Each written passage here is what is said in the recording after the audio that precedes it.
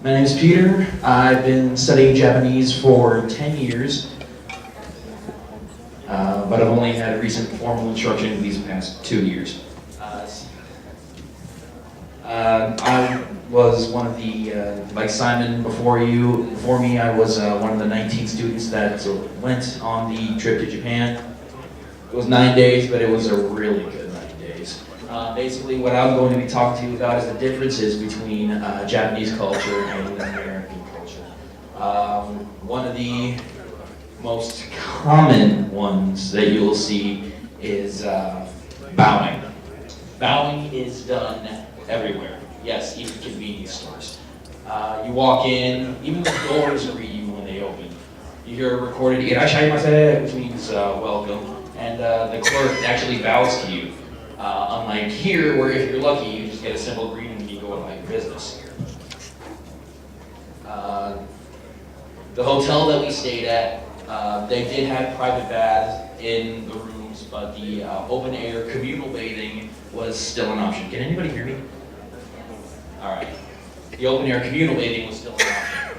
I was a little intimidated at first because, well, I wasn't going to be the only person there.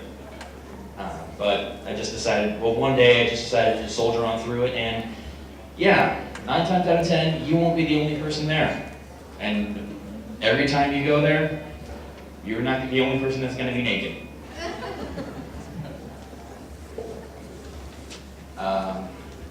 Basically how it works is that you scrub yourself off first, and then you get into a really big tub with everybody in it, and I mean everybody.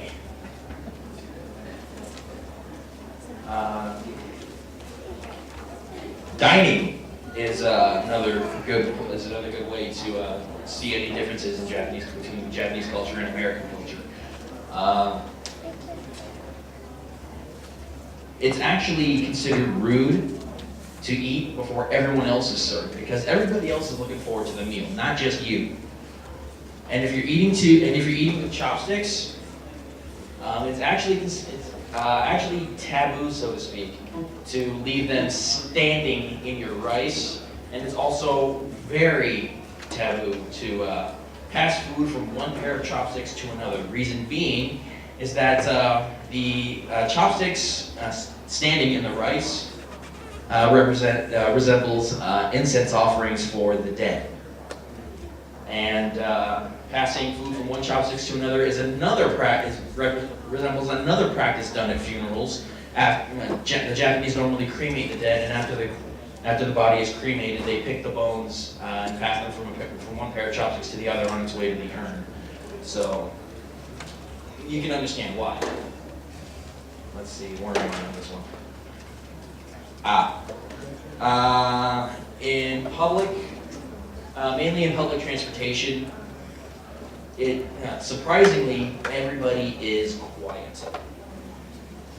That's because the Japanese, they're aware of their surroundings, they know which station they have to get off at, but they want to be considerate to other people. Whereas unlike here, everybody chats their mouths off.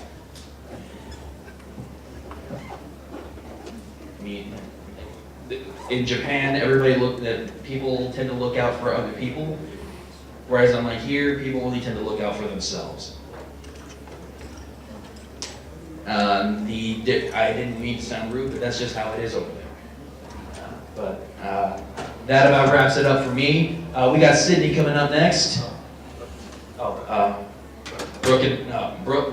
Sydney, Brooke. Sorry. All right. Hope you enjoyed this little speech of mine, and hope you enjoy the rest of the day.